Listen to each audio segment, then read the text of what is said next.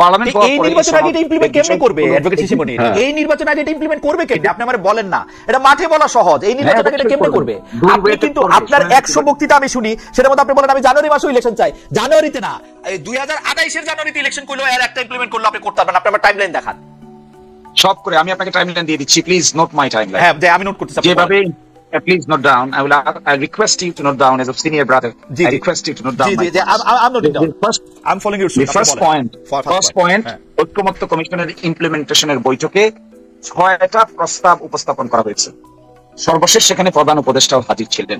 First প্রস্তাব ছিল, যেদিন আমাদের সঙ্গে প্রথম ঐক্যমত্য কমিশন ইন্ডিভিজুয়ালি আলাপ করে, সেপারেট পলিটিক্যাল পার্টির সঙ্গে প্রথম কথা বলে, এটি আজ থেকে প্রায় 7 মাস আগে, সেইখানে 6টা অপশন দিয়েছিলেন যে এই ইমপ্লিমেন্টেশনটা হবে নির্বাচনের আগে রেফারেন্ডামের মাধ্যমে, অথবা হবে একটি বিশেষ সাংবিধানিক আদেশ জারি করে, অথবা হবে একটি প্রক্লেমেশনের মাধ্যমে, অথবা হবে কনস্টিটিউয়েন্ট অ্যাসেম্বলি গঠনের মাধ্যমে, অথবা হবে নতুন সংসদ আসার পরে সংসদের মাধ্যমে।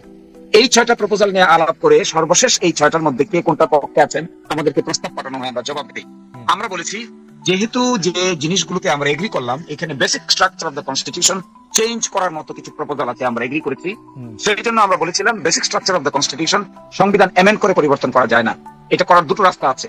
তার মধ্যে প্রধানতম গুরুত্বপূর্ণ রাস্তা হলো কনস্টিটিউয়েন্ট অ্যাসেম্বলি গঠন করে যখন এটা করা হয় তখন basic structure can be altered. একটা প্রপোজাল আছে ওখানে যে হাইকোর্টের 6টা বিভাগ আমার বিভাগে চলে যাবে। আপনি জানেন হাইকোর্টের 6টা বিভাগ হয়েছিল, 8th অ্যামেন্ডমেন্ট মামলায় সেটা আনকনস্টিটিউশনাল ডিক্লেয়ার হয়েছে। ঐকমত্য কমিশনে ডিক্লেয়ার করা হয়েছে ডিসেন্ট্রালাইজেশন অফ হায়ার জুডিশিয়ারি, যেখানে 6টা আবার নিজ বিভাগে। অ্যাডভোকেট শিশিমণির এই ব্যাপারগুলো আমি মোটামুটি জানি। এখন ঘটনা হইতেছে যে আপনি 6টা প্রস্তাব দিচ্ছেন, সেই 6টা প্রস্তাবের মধ্যে বিশেষ সাংবিধানিক একটা জিনিস আছে, যে বিশেষ সাংবিধানিক পরিবর্তন আপনি করবেন কিনা। আপনি এখন তো একটা গণঅভ্যুত্থান হয়ে যাওয়ার পরে এই সংবিধানের মাধ্যমে উপদেষ্টারা আছে না 106 এর মাধ্যমে আছে, এগুলি নিয়ে তর্ক করে তো তর্কের শেষ নাই। এখন ঘটনা হইতেছে যদি আমরা একটা ইলেকশন চাই, আপনারা কি এই দাবি করতেছেন যে প্রথমে একটা গণপরিষদ নির্বাচন কইরা তারপরে সংবিধানটা নতুন করে রাইখা নতুন করে আইনা তারপরে আবার একটা ইলেকশন করতে? এইটাই আমি বুঝতেছি। কিন্তু আমার কথা হইলো, আপনারা যদি আসলে মানে বা একটা রেফারেন্ডাম দিয়া ওইটার মধ্যে হা না ভোটের মধ্যে কে জিতলো কে হারলো এটা কইরা আপনারা এটা চাইতেছেন যে আপনারা হয় গণপরিষদ নির্বাচন করবেন নাহলে রেফারেন্ডাম করবেন। আমার কথা হইলো যে ভাই, এইটা একটা জাতীয় সংসদ নির্বাচন দেন, জামাতে ইসলামী বিএনপি তারা তাদের জনগণের রায় প্রত্যক্ষভাবে পরীক্ষা করুক। এটা আমি আপনি সবাই জানি যে গণভোটের মাধ্যমে আসলে প্রত্যক্ষ পরোক্ষভাবে রায় পরীক্ষা করা যায় না। আপনারা ক্ষমতা আসেন, আপনারা এগুলো ইমপ্লিমেন্ট করেন। বিএনপি তো এইটাই কইতেছে যে আপনারা তো ক্ষমতা আসবেন, ক্ষমতা এসে এগুলো ইমপ্লিমেন্ট করেন, অসুবিধা কি? আপনারা কিন্তু বিএনপির উপরে এটা চাপাইতেছেন, এইটা বইলা যে বিএনপি ক্ষমতা আসবে আসলে এটা করবে না। জবাব দেওয়ার সুযোগ দেন। জি বলেন।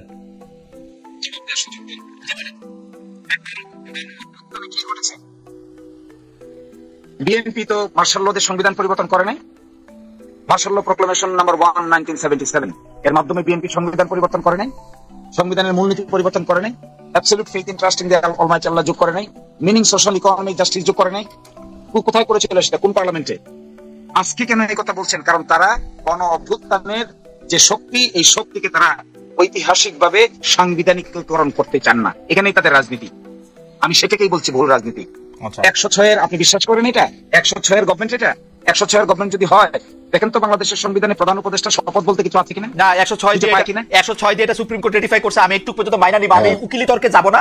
আমি বলবো চিফ জাস্টিস এবং তার ব্রাদাররা বসে বলছে যে এটা পারে, আমি ধরে নিচ্ছি এটা পারে, কারণ সকল কিছুই তো পারসেপশন। আমাকে এটা ধরে নিতে হইছে যে এটা পারে। এখন সংবিধানে নাই প্রধান উপদেষ্টা, এখন আমার কাছে আমি এখন প্রধান উপদেষ্টা বসাবো, আমি এখন চিফ জাস্টিসের কাছে গেছি, ও আর ওর ব্রাদাররা মিলে কইছে তুমি এটা পারো, এখন আমি ওটারও কোশ্চেন করব, কই গিয়ে ঠিকবো তারপরে গিয়ে আমি। এটাই তো ভুল রাজনীতি। এই ভুল রাজনীতিকেই তো বিএনপি নিয়ে গেছে দেশকে। এই 106 করার ক্ষেত্রে তাই তো অ্যাডভাইস করেছে। যদি তারা এখন কেন সেটা রেকটিফাই করতে চায় না, এখন কেন গণ অভ্যুত্থানের এই গভর্নমেন্টের মূল শক্তি তো পিপলস উইলকে তারা রিকগনাইজ করতে চাচ্ছে না। ভাই বলেন, এই যে 2026 সালে 12 ফেব্রুয়ারি আপনি সুযোগ দিলে আমি একটু কই, আপনি 2026 সালের 12 ফেব্রুয়ারি নির্বাচনের কথা বলা হচ্ছে। 2026 সালের 12 ফেব্রুয়ারি নির্বাচনের আইন কোথায় পেল তারা?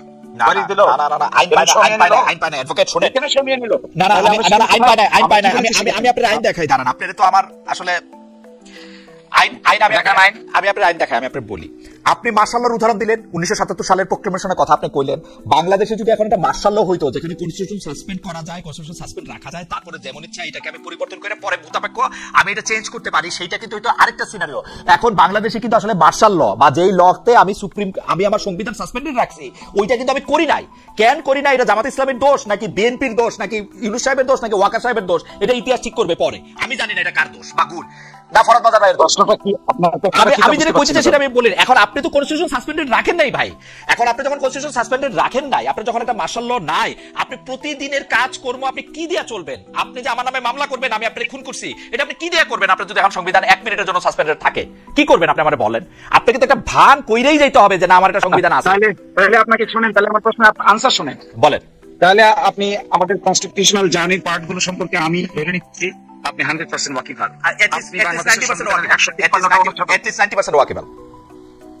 আমি ধরে নিচ্ছি 100% because my senior brother happened to be the legal career.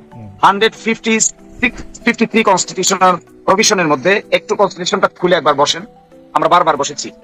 57টা অনুচ্ছেদ ইতিমধ্যে অ্যাব্রোগেটেড হয়ে গেছে by way of action of the state and by the mass movement.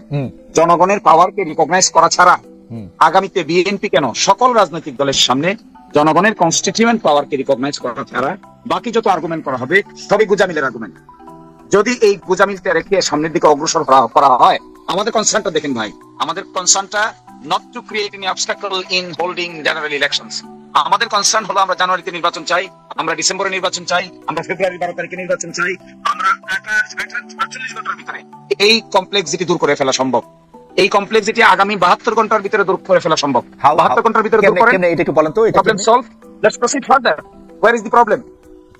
Further proceed বলতে যে মানে আমরা কি এখন কনস্টিটিউশনটাকে উইথহেল্ড রাখবো? কি করব এখন? কিছুই করবেন না, আপনি কনস্টিটিউশনের অতীতে যা করেছেন তাই করবেন। আপনি সফর প্র্যাকটিকেবল জুলাই সনদের যে কয়টা বিধানের সঙ্গে সংবিধান সাংঘর্ষিক আছে, এই কয়টা বিধানের উপর জুলাই সনদকে সুপ্রিমেসি দিবেন, দ্যাট ইজ ডান। এটা তো অলরেডি আপনি বলছেন 57টা অনুচ্ছেদ অলরেডি লঙ্ঘিত হয়ে গেছে।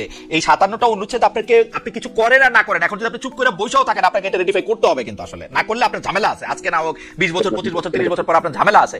আপনি তো এটা করবেনই, কিন্তু এইটা করার ক্ষেত্রে কোন ওয়েতে এটা করা হবে, কেমনে এইটার মধ্যে থেকে এটা করবে। বিএনপিও কিন্তু বড় ঝামেলায় পড়বে, বিএনপি কিন্তু সুখে থাকবে তা না, সবাই ঝামেলায় পড়বো আমরা। মানে এই 57 অনুচ্ছেদের মধ্যে সবাই ঝামেলায় পড়বে। আমি এই জন্য বলছিলাম ভাই, আমি এই জন্য বলছিলাম যে নেগেটিভ রাজনীতি থেকে বের হয়ে আসলে যে 2-3টা ওয়ের কথা বলা হচ্ছিল, একটা ছিল রেফারেন্ডাম আর একটা ছিল স্পেশাল কনস্টিটিউশনাল আদেশ। এর মাধ্যমে সবাই ঐক্যমত্য হয়ে এটা যা হয়ে গেলে আমি কিন্তু অ্যাডভোকেট মনির আপনার সঙ্গে আমার আসলে আলাদা করে বসতে হবে। আমি কিন্তু বুঝতেছি না আর্গুমেন্টটা কথা, কারণ বিএনপিও তো এটা নিয়ে ঝামেলা পড়বে, বিএনপিকে এটা রেটিফাই করতেই হবে। বিএনপি তো এটা নিয়ে বসে থাকতে পারবে না। সংবিধানের মধ্যে চায় না। একই পৃষ্ঠায় আমিও মনে করি 57টা অনুচ্ছেদের 57টা এবং ভয়ঙ্কর ভয়ঙ্কর অনুচ্ছেদ, মানে শেখ হাসিনা শেষ দিকে যে সংবিধানটা এমন জায়গায় নিয়ে গেছে এর জন্য এক একজনের 7 বার 8 বার করে ফাঁসি হবে। এখন এই জায়গাগুলি তো সবগুলি ঠিক করতে হবে। বিএনপি তো এটা দ্বিমত করে নাই ভাই, আপনি কোথায় দ্বিমত পাই না? আমি তো পাই নাই যে দ্বিমত করছে। তো দ্বিমত তো করছেন, সর্বশেষে ওই দিন দেখলাম হঠাৎ করে বলতেছেন ঠিক আছে সনদের প্রাধান্য দেওয়া যাবে কি যাবে না, এই ব্যাপারে আমরা আরেকটা 106 এ প্রেসিডেন্টের মাধ্যমে আমরা মাননীয় প্রধান বিচারপতির কাছে আরেকটা অ্যাডভাইজারি অপিনিয়ন পাঠাই। আবার মাথায় বিএনপির আর্গুমেন্ট হলো we are within the constitution, কিন্তু কনস্টিটিউশন যে অ্যাব্রোগেট হয়ে গেছে, কনস্টিটিউশন যে ইতোমধ্যে 57টা, এটা কি তাদের জন্য ডেঞ্জার না? সেইটা তো সকলের জন্য ডেঞ্জার। সেটা তো আমরা রেট্রোস্পেক্টিভ ঠিক করে নিব, সেটা তো আমরা ভূতাপেক্ষ ঠিক করে নিব ভাই। এই বিশ্বাসটা আপনারা কেন রাখতেছেন না বিএনপি? আচ্ছা ঠিক আছে, যাক, আপনার সঙ্গে এটা নিয়ে আমার আলাদা করে অনেক কথা হইতে হবে। এটা নিয়ে আমি মনে হয় অনেক কথা বলবো, আমার মনে হয় ডেফিনেটলি এটা নিয়ে আসলে আপনার সাথে আমার কথা